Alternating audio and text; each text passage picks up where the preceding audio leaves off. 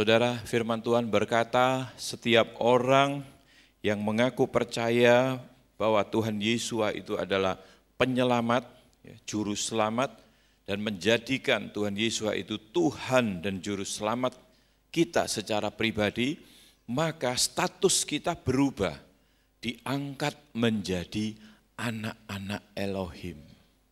Diangkat menjadi anak-anak Elohim.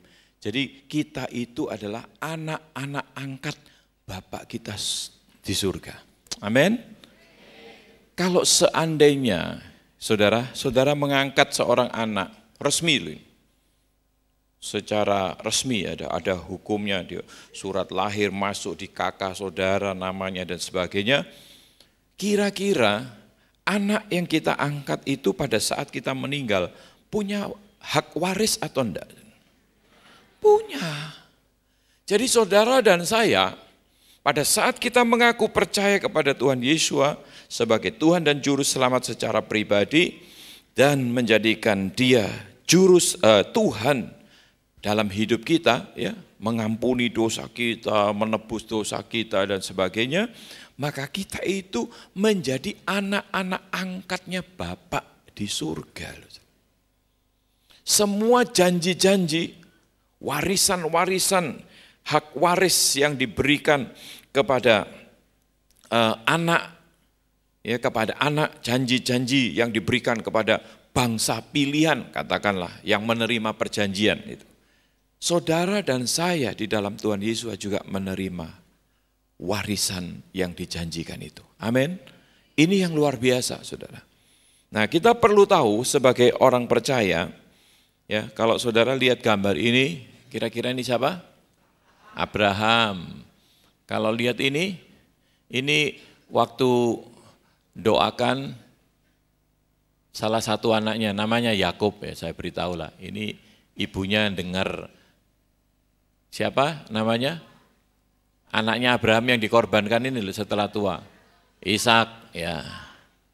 Nah, setelah Ishak, waktu Yakub setelah didoakan, dia melarikan diri di Betel, dia tidur, lihat surga, malaikat naik turun. Ini siapa ini? Yakub.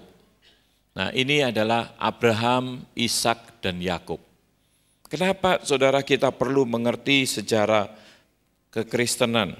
Supaya kita itu tahu jalan ceritanya, rencana Tuhan di dalam kehidupan kita. Jangan cuma jadi orang Kristen ikut-ikutan.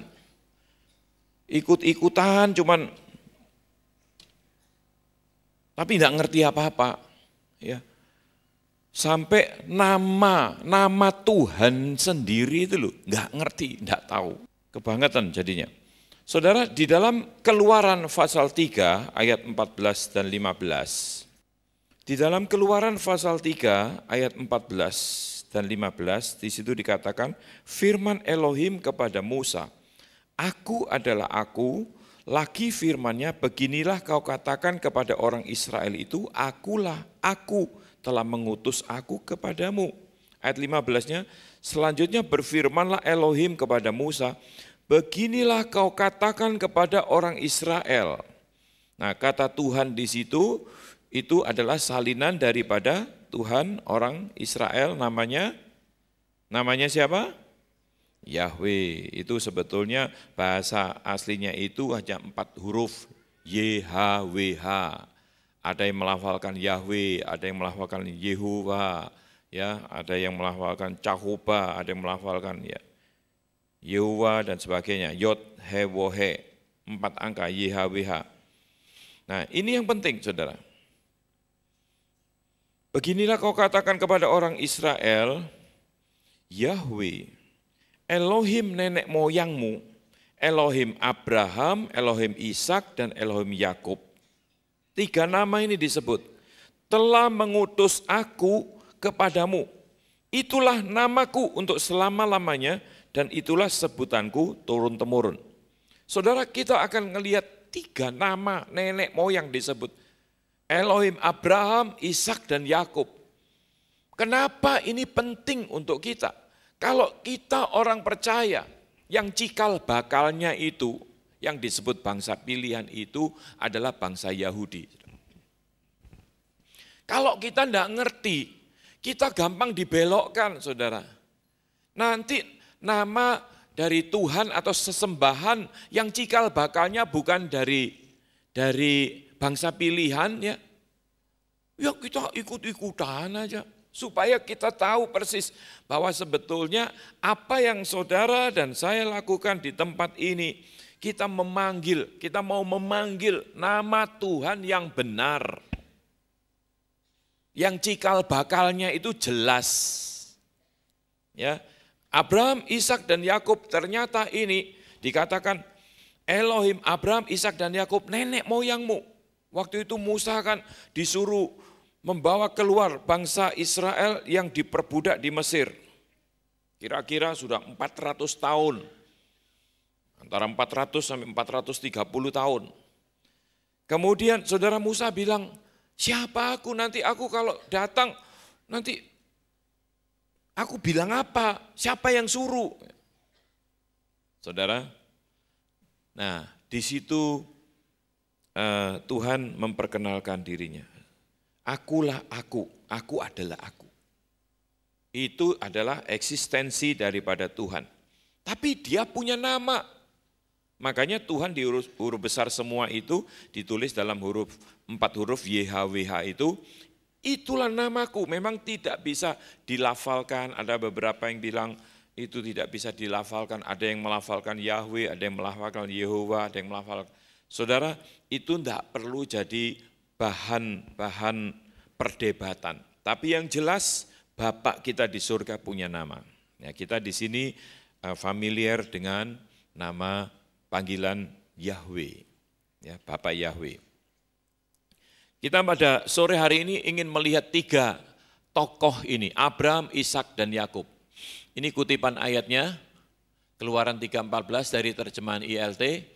Di situ dikatakan, dan berfirmanlah Elohim kepada Musa, aku ada yang aku ada. Lalu dia berfirman, engkau akan mengatakan hal ini kepada Bani Israel. Aku ada telah mengutus aku Musa kepadamu. Dan Elohim berfirman lagi kepada Musa, katakan demikian kepada Bani Israel.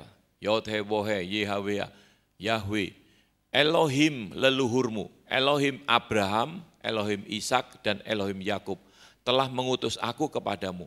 Itulah namaku ini ya, Yod-He-Wohe, Yahweh. Itulah namaku untuk selama-lamanya. Jadi selama-lamanya loh. Tidak bisa diganti. Untuk selama-lamanya. Dan itulah pengingat atau sebutan. Elai tadi ngomong sebutan bagiku turun-temurun. Ini sebutannya. Elohim Abraham, Elohim Ishak dan Elohim Yakub. Namaku untuk selama-lamanya dan sebutanku atau pengingat. Jadi sebetulnya Abraham, Ishak dan Yakub itu adalah nenek moyang atau cikal bakalnya orang-orang percaya. Ini penting saudara, ya supaya saudara mengerti. Ya ini 4 hurufnya itu ini dalam bahasa asli Yod, He, Wo, He. Tidak ada huruf hidupnya, justru pelafalannya Yod, He, Wo, He gitu aja.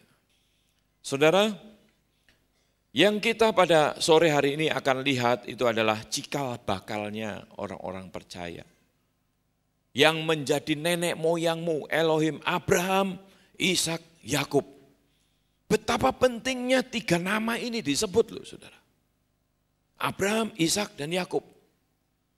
Ini saya buat silsilah tadi, paling enggak begini saudara. Abraham punya anak pertama, enggak punya anak ya.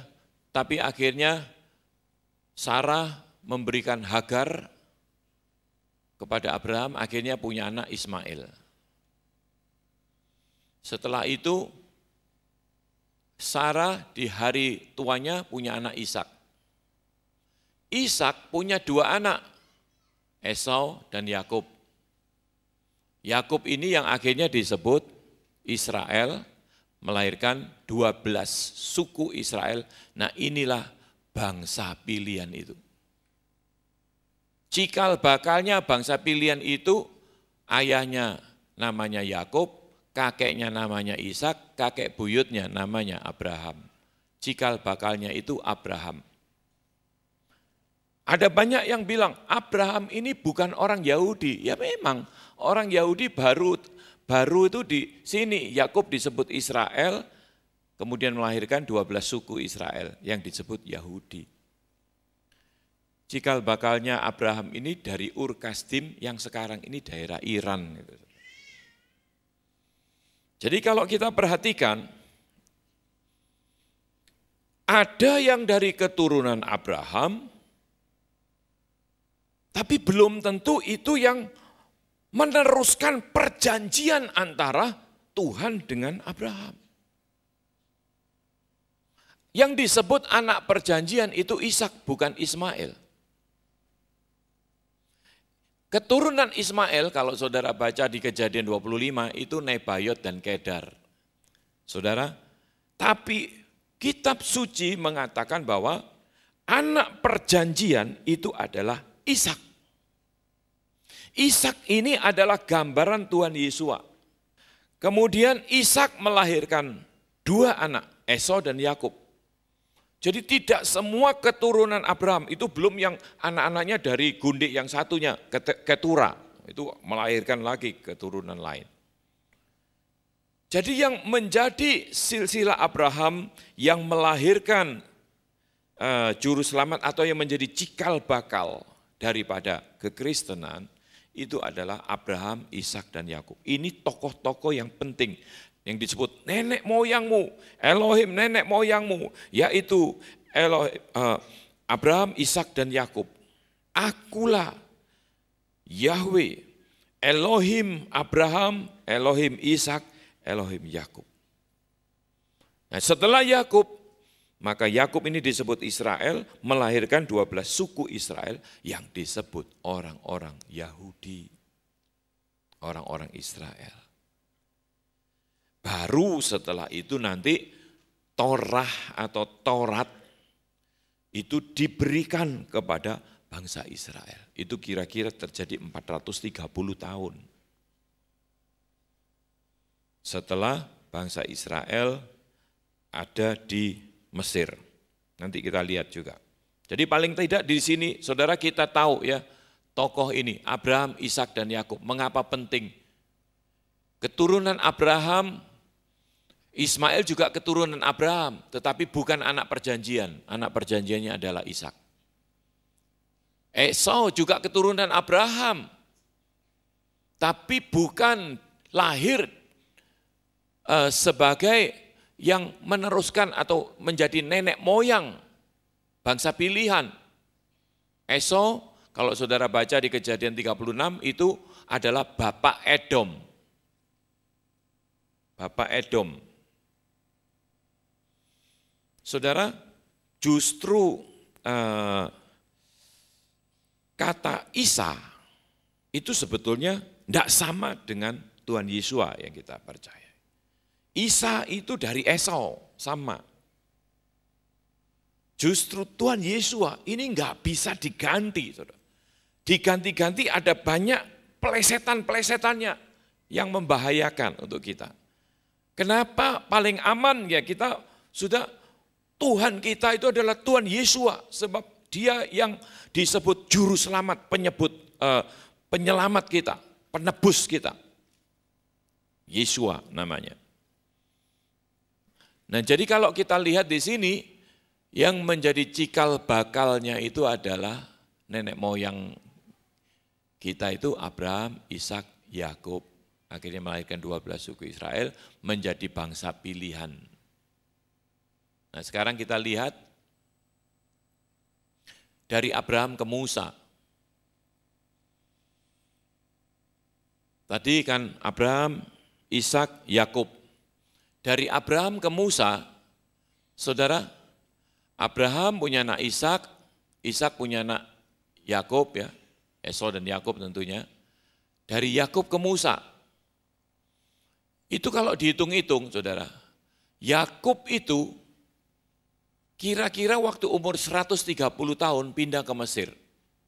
Waktu itu saudara tahu kan ceritanya, dari 12 anaknya, yang Yakub menyayangi itu, yang paling disayang oleh Yakub adalah Yusuf. Nah, Yusuf akhirnya dijual, singkat ceritanya, dijual oleh saudara-saudaranya ke Mesir sebagai budak. Nah, kemudian Yakub disertai Tuhan diceritakan di situ, sehingga setiap apapun yang dikerjakan oleh tangan Yusuf itu selalu berhasil. Yusuf dikasihi Tuhan, disertai Tuhan.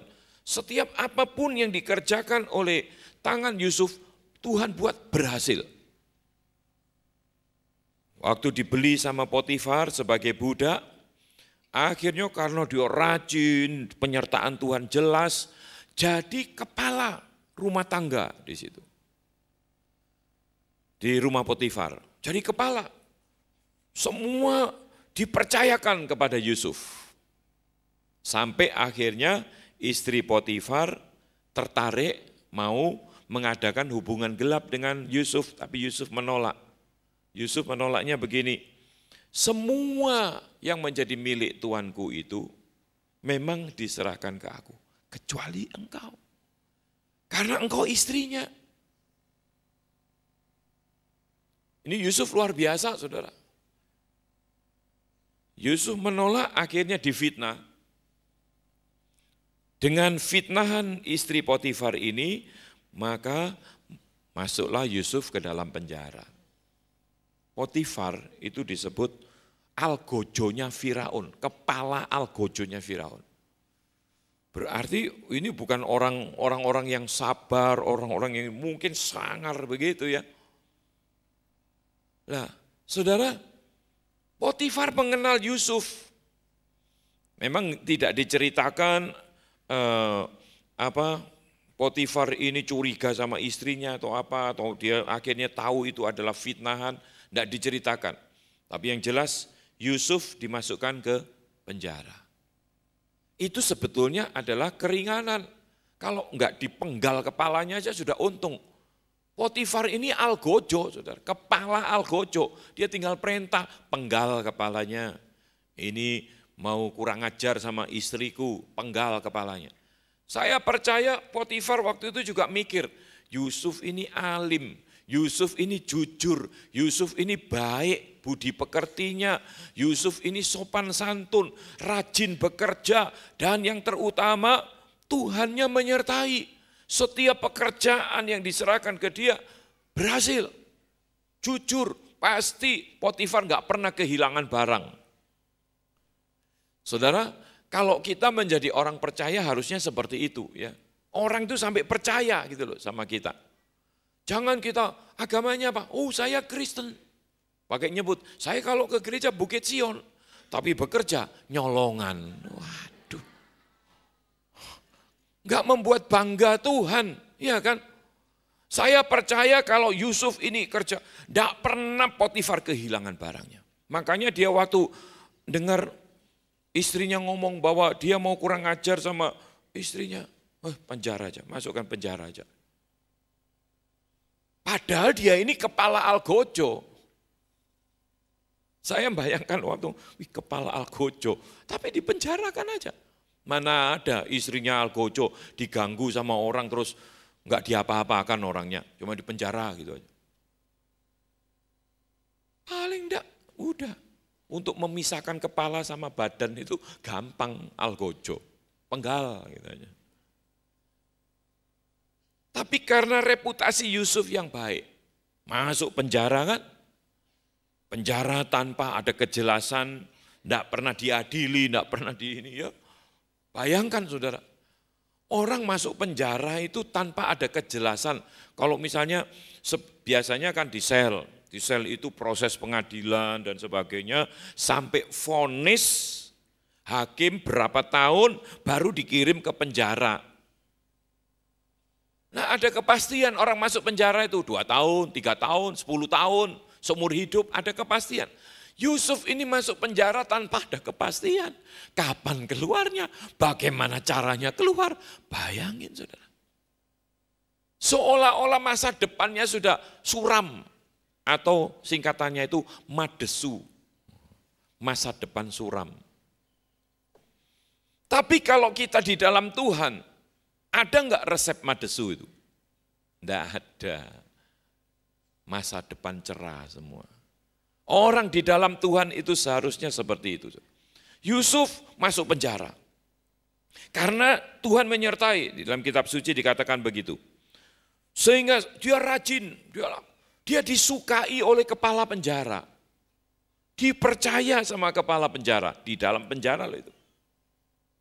Disukai oleh kepala penjara. Akhirnya ada kejadian, saya percaya tidak ada yang kebetulan, waktu kepala juru makanan dan kepala juru minuman Firaun di penjara juga, mereka bermimpi, singkat ceritanya mimpinya ditafsirkan sama Yusuf, dan akhirnya terjadi. Juru minumannya diangkat kembali, juru makanannya dihukum mati.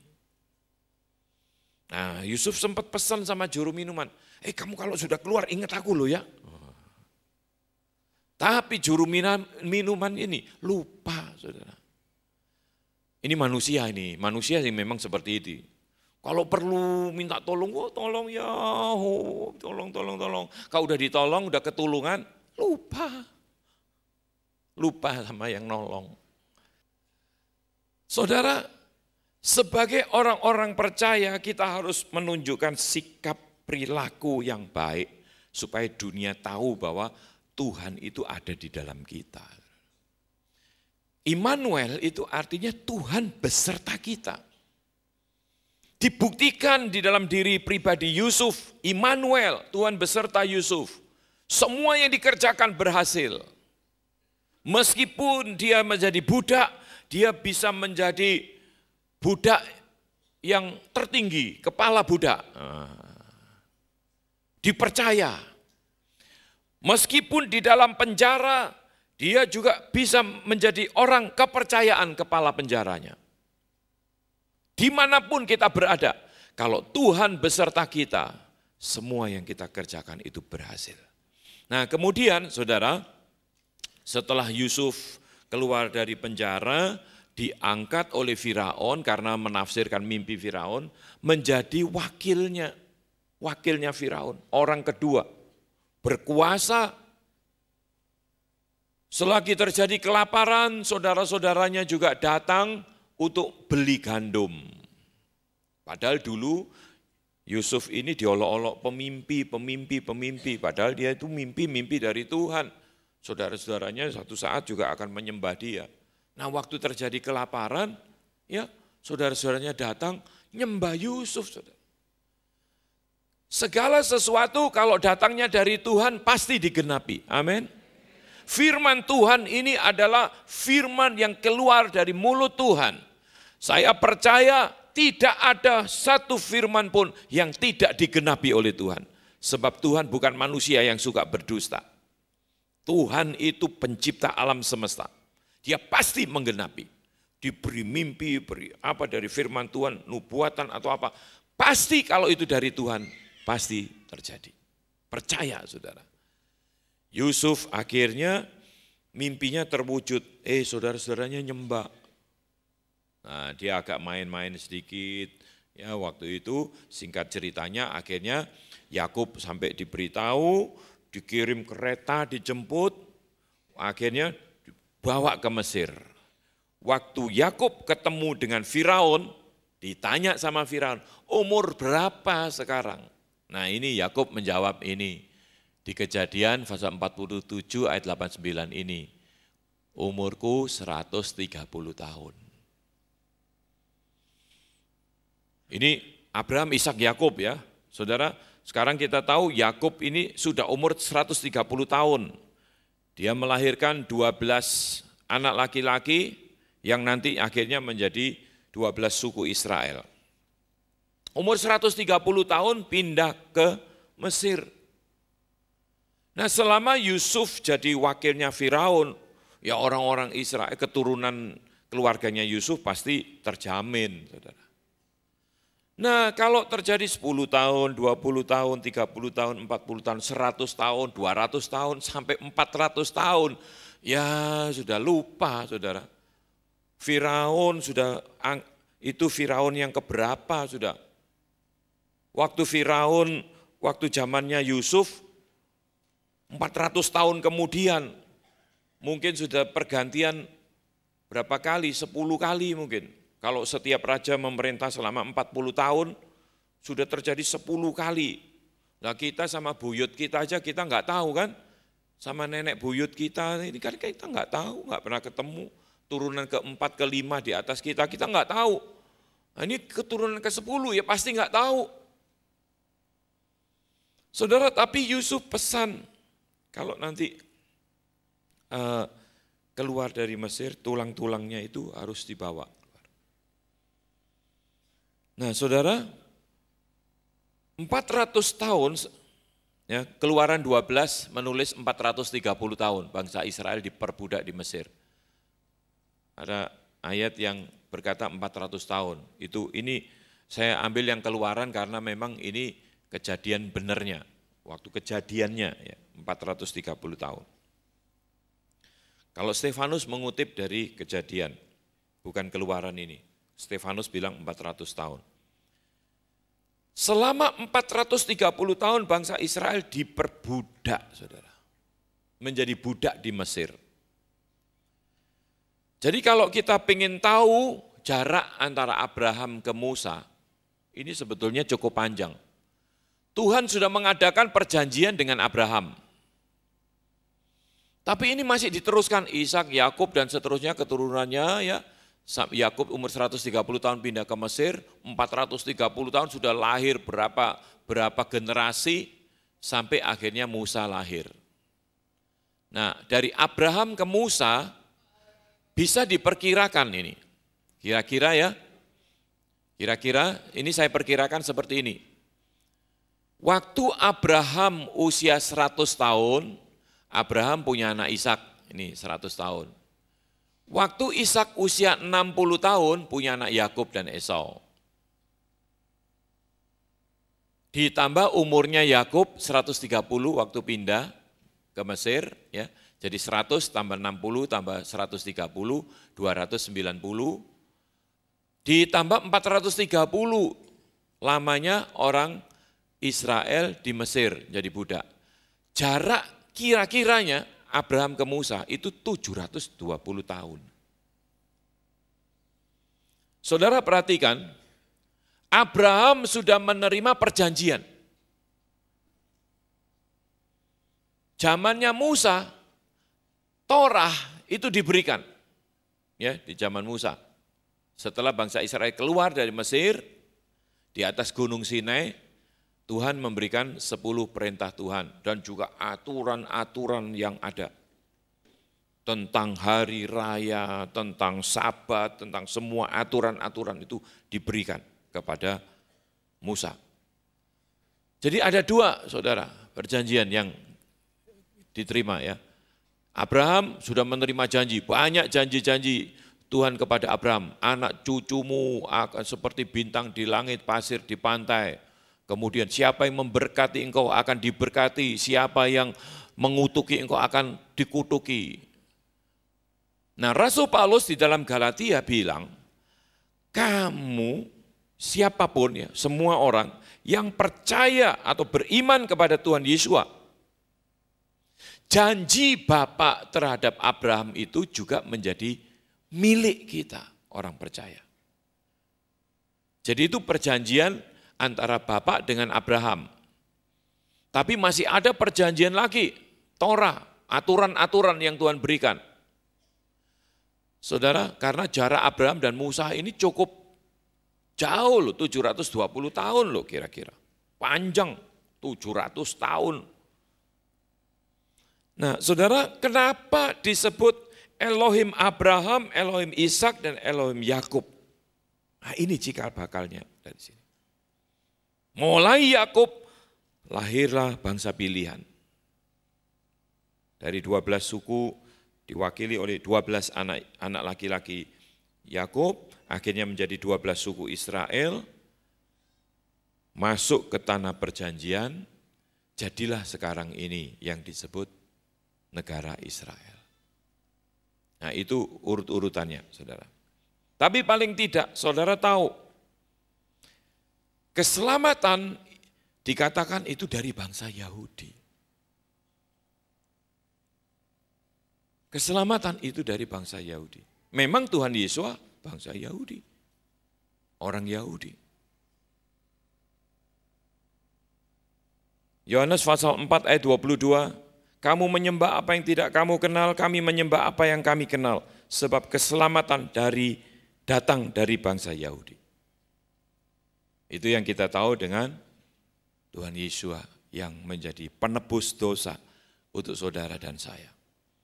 Kalau saudara dan saya percaya kepada Dia, maka perjanjian, ikatan perjanjian antara Bapa di surga dengan Bapak Abraham itu akan saudara dan saya warisi juga.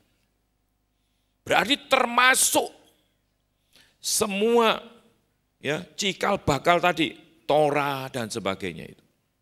Saudara, ada banyak orang ini yang membuat miss atau terjadi kesimpang siuran.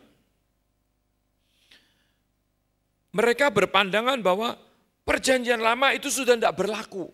Ini hal yang betul-betul kekeliruan yang fatal. Saudara. Sulit bagi kita untuk kita bisa mengerti tentang iman Kristen kalau kita memisahkan antara perjanjian lama dan perjanjian baru. Perjanjian lama ini memang bayangan, fokusnya semua itu kepada Tuhan Yesus. Fokusnya. Perjanjian baru, khususnya Injil, Matius, Markus, Lukas, Yohanes, di zaman Tuhan Yesus, itu paling tidak mutlak saudara dan saya harus tahu dan percaya. Dan bukan cuma berhenti percaya, tapi kita mengalami.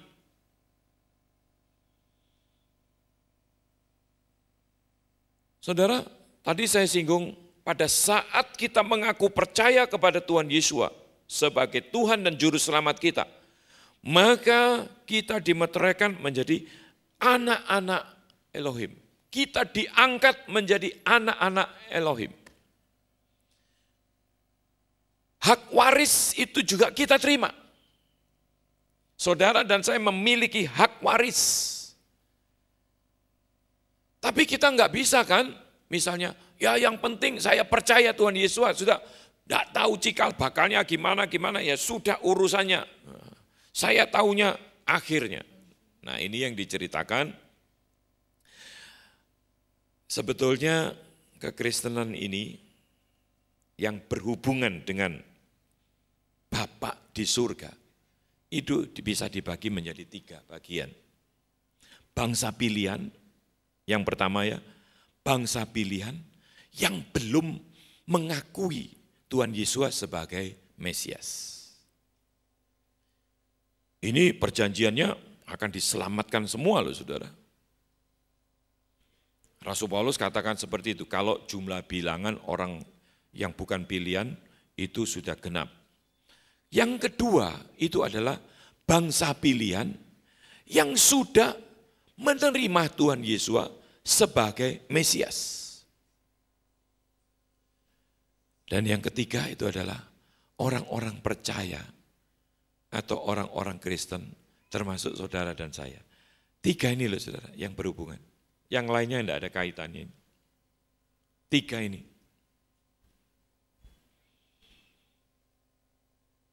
Nah, masing-masing ini ada bagian-bagian yang harus dimengerti.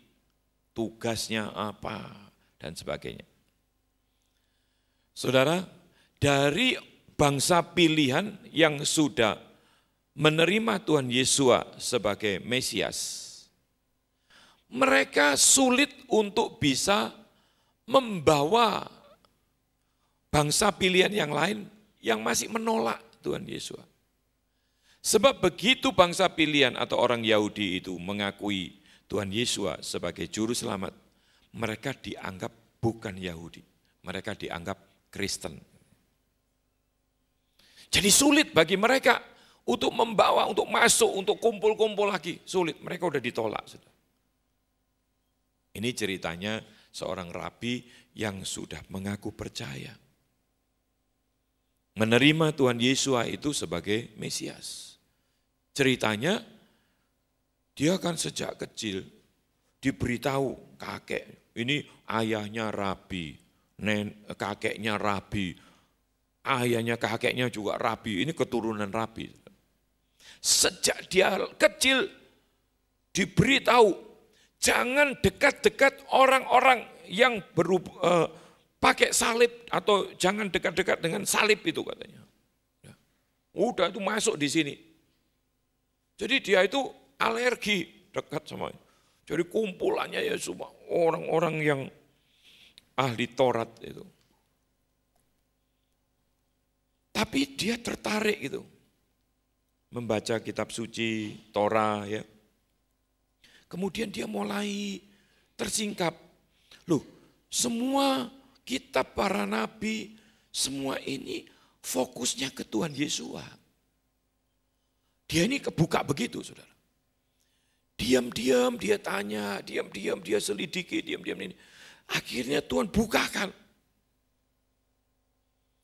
Begitu dia bukakan, waktu itu dia kira-kira umur 20 tahun katanya. Dibukakan begitu cita-citanya.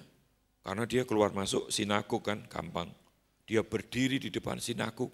Dia ceritakan semua ini loh, fokusnya ke Tuhan Yesus. Percaya semua Tuhan Yesus itu sebagai Mesias. Penggenapannya itu di dalam Tuhan Yesus. Nah itu mimpinya dia. Tapi nggak bisa, sudah begitu orang tahu, dia diusir langsung. Begitu orang tahu dia ini percaya Tuhan Yesus, menerima Tuhan Yesus sebagai Mesias, diusir. Tapi dia lanjutkan terus. Akhirnya dia menjadi berkat dan Tuhan banyak bicara, banyak mujizat yang dialami. Dia katakan begini, bangsa pilihan, malah dia katakan orang Mesianik kalau bukan Yahudi ya tetap bukan Yahudi gitu. Ya biar pakai pernak-pernik Yahudi tapi kalian tetap bukan Yahudi. Jadi sebetulnya nggak perlu pakai pernak-pernik gitu. Buat apa? Saya orang Yahudi ya saya pakai pernak-pernik begitu karena saya orang Yahudi.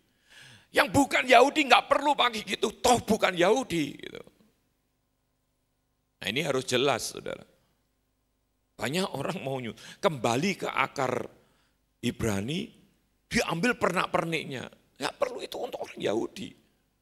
Nah kita ini punya tugas sendiri. Dia katakan gini, ini dia meluaskan pekerjaan Roh Kudus. Dia katakan, dia diberitahu Tuhan. Ajarkan semua orang-orang di luar bangsa pilihan. Kebenaran-kebenaran firman Tuhan. Dia ajarkan. Kalau nguraikan perjanjian lama memang luar biasa. Bahasanya sehari-hari dia.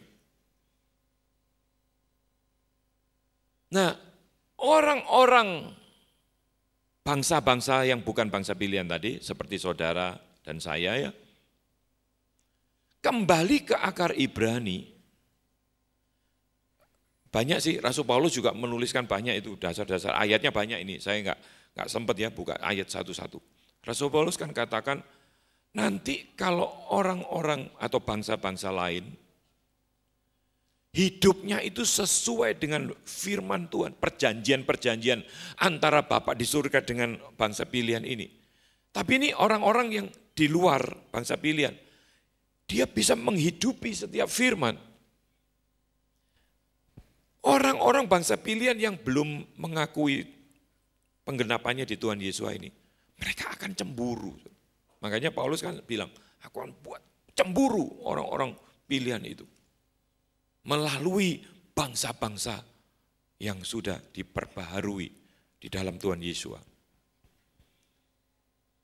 Nah saudara, tugas orang-orang yang bukan bangsa pilihan ini adalah menjadikan bangsa pilihan yang belum mengakui Tuhan Yesus ini cemburu. Loh, ini kan perjanjian sebetulnya untuk kita. Kenapa kok mereka yang menghidupi? Nah, akhirnya mereka mau menerima Tuhan Yesus sebagai Mesias. Itu sebetulnya yang disebut pemulihan. Kalau kita tidak mengerti, kenapa Tuhan kok membawa kita di tempat ini? aturan-aturan yang Tuhan berikan, karena itu yang memang aturan-aturan Tuhan, perjanjiannya itu seperti itu, saudara. Seperti hari raya yang ada. Ya, kita tidak merayakan hal-hal yang berbau Yunani. Kita kembali ke akar Ibrani. Makanan, 7 nilai-nilai yang ada di sini. Itu semua Tuhan bukakan dan Tuhan ajarkan kepada kita. Kembali ke akar Ibrani. Tidak tahu nanti bagaimana caranya, saudara. Tapi yang jelas apa yang kita sudah lakukan ini masih ada di track yang betul, ya. Ada di dalam jalan yang benar. Saudara, saya melihat Tuhan itu luar biasa. Kenapa kita kembali ke akar Ibrani? Kita lebih mantap ngomong Tuhan kita itu Yeshua HaMashiach. Sebab Yesus itu dari Iesius. Iesius itu bahasa Yunani. Yang tidak punya arti penyelamat. Artinya justru jelek. Tidak punya arti penyelamat. Yang punya arti penyelamat itu Yeshua. Artinya penyelamat. Kenapa kita kembali ke aslinya? Kenapa kita memanggil nama Tuhan atau nama sesembahan ini dari cikal bakalnya? Keluaran 3 ayat 15 tadi. Yod Hewai atau Yahweh, Yahweh, itulah namaku untuk selama-lamanya. Ada sekelompok orang tidak mau ini, masih tetap dibuktikan bahwa manggil sesembahan agama lain itu masih sah-sah saja. Ya silakan. Tapi yang jelas itu di luar garis tadi, ya, di luar garis tadi. Di luar ini, saudara. Yang ini, nah Nebayot Kedar, ini cikal bakal dari agama seberang.